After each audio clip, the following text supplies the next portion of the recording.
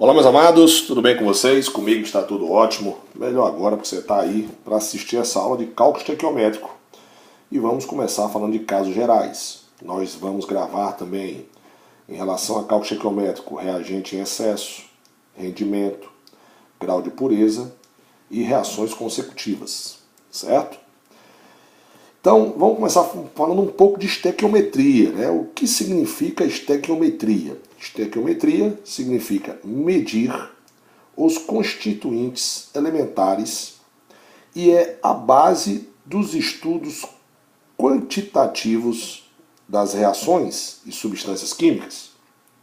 É possível, a partir de uma equação balanceada que representa uma reação química, prever com extrema precisão as quantidades de cada produto gerado, ou ainda determinar as quantidades necessárias de reagentes para produzir determinada quantidade de produto. Por fim, é possível calcular os rendimentos dos produtos e a eficiência geral do processo. Na química e na engenharia química, esse tipo de cálculo é muito importante, uma vez que se deve economizar as quantidades dos reagentes, ele fala economia de átomos, devido a dois motivos fundamentais: redução dos custos de produção e a economia dos recursos naturais. Então veja que a estequiometria é importante para o nosso dia a dia. Regras básicas para cálculo estequiométrico. Lógico, eu vou dar as regrinhas básicas, mas cada um raciocina cálculo estequiométrico da maneira que ele mais entende, certo? Então, por exemplo, primeira regra: escrever a equação química. Segundo, acertar os coeficientes estequiométricos, ou seja, fazer o balanceamento. Montar a proporção baseando nos dados da pergunta. O cálculo é massa-massa, massa quantidade de mols, massa-volume, volume-volume, volume, número de avogados, massa, número de avogados, tem isso também. E utilizar uma regra de 3 simples, ou seja, cálculo estequiométrico, meu amigo, é matemática de basic e regra de 3, certo? Por exemplo, eu gosto muito de fazer essa comparação. Vamos supor que eu tenha uma lata de leite condensado. Eu tenho uma lata de leite condensado. Essa lata de leite condensado mais 100 gramas de chocolate,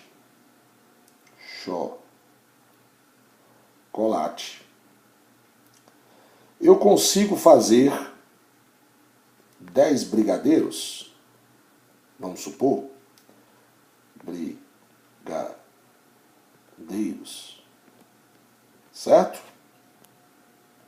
Esse, André, é muito pouco brigadeiro, dá para fazer mais. Bom, não sei, estou chutando aqui, né? Aí eu pergunto ao meu querido aluno: se eu quiser fazer 20 brigadeiros, quantas latas de leite condensado eu tenho que ter? Aí você já raciocinou: ah, Sandra, eu tenho que ter 2 latas e tenho que ter 100 gramas de chocolate. Como é que você fez essas contas? Você fez uma proporção. Se eu dobrei o valor do brigadeiro, logicamente, todos os outros eu tenho que dobrar. Concorda comigo? Se eu usar metade da lata de leite condensado, eu vou ter que usar quantos chocolates? Aí, Sandrão, você já vai ter que usar 50 gramas, né? E aí você não vai ter mais 10 brigadeiros. Você agora só vai ter 5 brigadeiros. Como é que você fez essas contas de cabeça e rápido? Porque você fez a proporção. Se para uma lata eu tenho que ter 100 chocolates, para meia lata eu tenho que ter a metade dos chocolates. E, logicamente, eu vou produzir metade do meu brigadeiro. É assim que o cálculo estequiométrico funciona, né? São proporções. Se você aumentar, você vai aumentar todos. Se você aumentar um constituinte da reação, você vai aumentar todos os constituintes da reação. Se você diminuir todos, você vai diminuir todos, certo? Então, por exemplo, vamos começar falando aqui da relação entre quantidade, átomos, molécula, massa, mols e volume. Mas a gente começa fazendo, logicamente, o balanceamento, a primeira regrinha. Então eu tenho aqui uma reação, né? Gás nitrogênio, reagente com gás hidrogênio, produzindo amônia, certo? Eu gosto muito dessa reação por causa dos coeficientes estequiométricos. Então eu vou começar um balanceamento simples, né? Por método da tentativa. Se eu colocar 1 aqui, eu vou fazer 1 vezes 2, 2. Então tem que ter 2 átomos de nitrogênio aqui no produto. Então 2 vezes 1, 2. Agora o hidrogênio, 2 vezes 3, 6. Então eu tenho que ter 6. Desculpa, tem que ter 6 aqui. Então 3 vezes 2, 6. Observe os coeficientes estequiométricos. 1, 3, 2. Certo? Esse coeficiente estequiométrico também é conhecido como número de mols. Certo? Então, por exemplo, quanto é o número de mols que participa dessa reação? Ah, Sandrão, se for do N2, eu tenho 1 mol.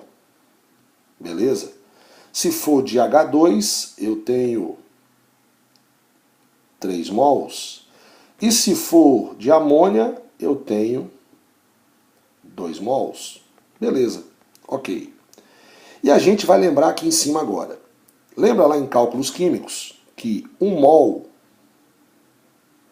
de qualquer coisa é o que vale a massa molar dessa coisa, só que em gramas, certo? Só que em gramas, que é o que vale a 6 vezes 10 elevado a 23 unidades dessa coisa, unidades, que é o número de Avogadro, né? Pode ser 6 vezes 10 elevado a 23 moléculas de ar, ou átomos, ou íons, né?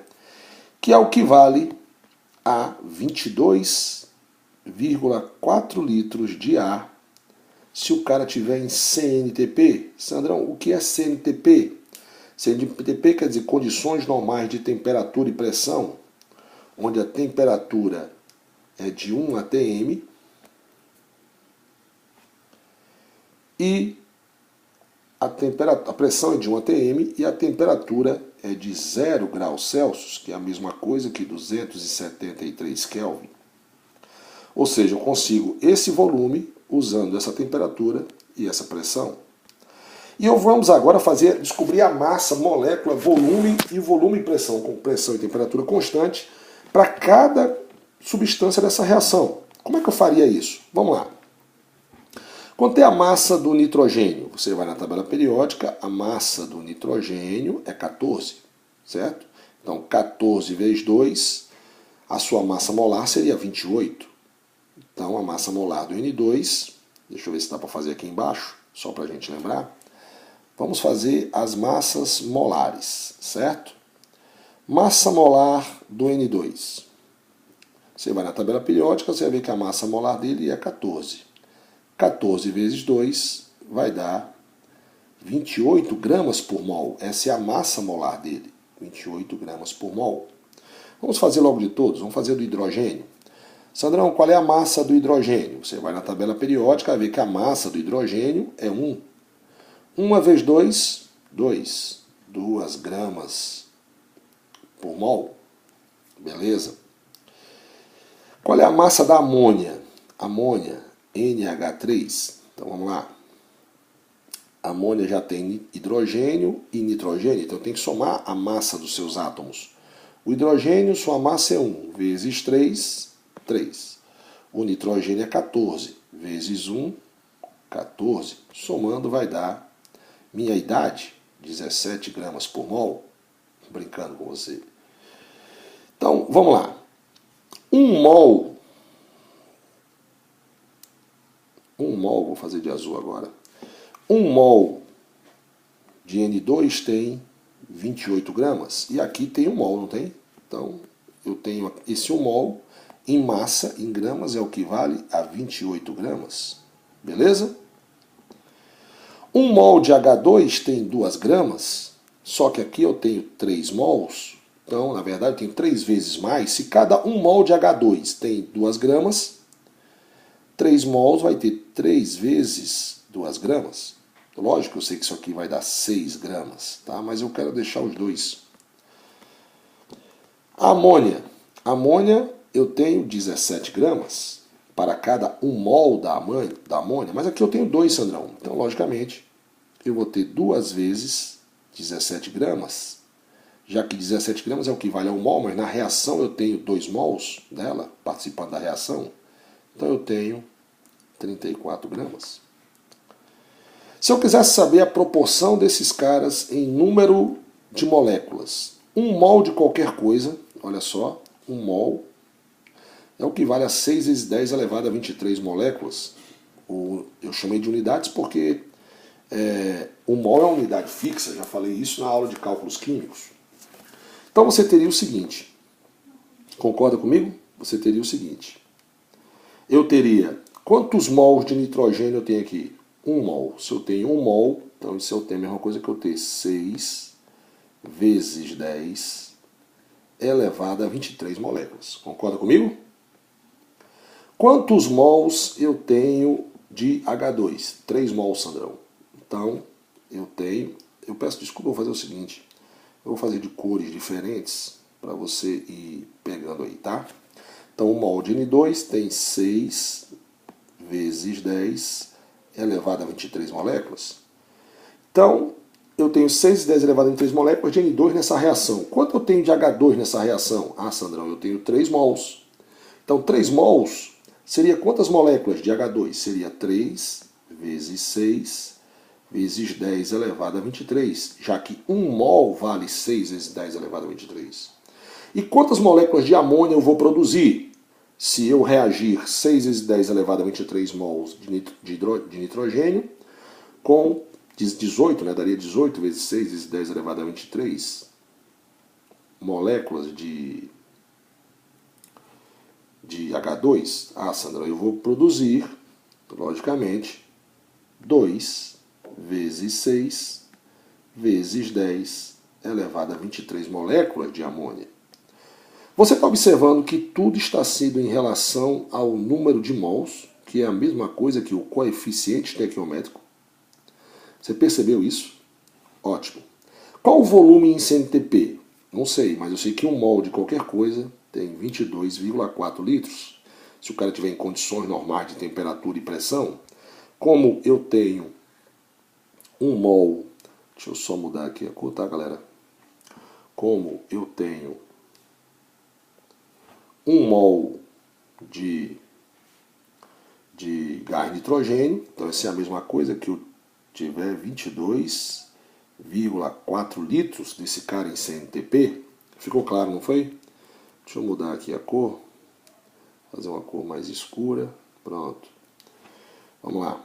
Então aqui 1 mol é o que vale a 22,4 litros. Então, em termos de volume, eu tenho 22,4 litros de nitrogênio reagindo com 3 mols de hidrogênio. Esses 3 mols de hidrogênio é o que vale a quantos litros desse cara em CNTP? É o que vale a 3 vezes 22,4 litros. E eu vou produzir quantos litros de amônia em CNTP? A proporção, se é para 2 mols, então 2 vezes 22,4 litros. Está entendendo? Que tudo está proporcional ao número de mols, ou seja, ao balanceamento que eu fiz. Beleza. Agora, se o volume e a pressão for constante. Quando você tem uma mistura gasosa, o volume dos gases obedecem o coeficiente estequiométrico, certo? Então ele vai obedecer isso aqui, ó. Moral da história. Quanto vai dar aí, Sandrão? Nas mesmas condições de pressão, essa reação vai ocorrer na seguinte proporção. Eu vou ter um volume de nitrogênio reagindo com 3 volumes de hidrogênio, que vai produzir 2 volumes de amônia. Ou seja, isso é a mesma coisa que eu disser o seguinte, se eu tiver 1 litro aqui, vou ter que ter 3 litros aqui para produzir 2 litros de amônia. Ou ainda, se eu tiver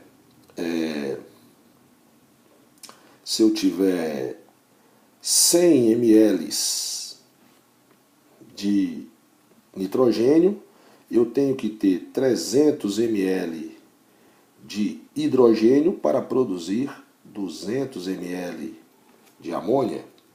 Ou ainda, se eu tiver 5 metros cúbicos de nitrogênio, proporcionalmente ao volume dele, já que são gases, eu tenho que ter, aqui não é 3 e aqui não é 1, ou seja, 3 vezes mais, né? Então eu tenho que ter 15 metros cúbicos de hidrogênio para produzir 10 metros cúbicos de amônia. Então, quando você tiver volume com a mesma pressão e temperatura, eles serão proporcionais, os seus volumes serão proporcionais ao número de mols. Não importa a unidade, tá? Se é metros cúbicos, litro, volume, não interessa, certo? Porque o volume do gás é diferente do volume do líquido, concorda comigo? Certo? Um litro de água com um litro de água com mais 1 litro de um outro líquido. Lógico, não estou fazendo um aprofundamento aqui, porque 1 litro de álcool e 1 litro de água, o volume vai diminuir, eu já expliquei isso lá em soluções. Mas, de maneira hipotética, seria 2 litros, certo? Só que no gás não. 1 litro de um gás mais 1 litro de outro gás, eles podem ocupar meio litro, ou pode ocupar 10 litros, certo? O volume é o volume do recipiente, certo, meus amados? Ok? Beleza? E o que eu pergunto a você, o que acontece se eu dobrar essa massa de...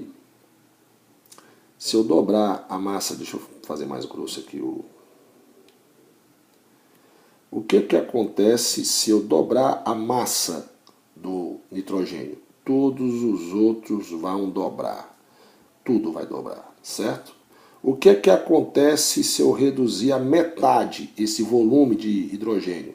Todos os outros vão reduzir tudo à metade, porque eles são proporcionais ao número de mols, ou seja, ao coeficiente estequiométrico. Beleza, meus amados? Tudo está relacionado a eles. Então, como eu sei essa relação linda aqui, ó, que 1 mol equivale à massa molecular do cara, que equivale a 6 vezes 10 elevado a 23 unidades, pode ser átomos, moléculas, íons, do cidadão, e equivale a 22,4 litros em CNTP, eu posso responder qualquer pergunta agora. Ok? Então nós vamos para nossas questões daqui a pouco. Antes eu vou fazer uma contextualização, um aprofundamentozinho para você. Beleza? Até daqui a pouco.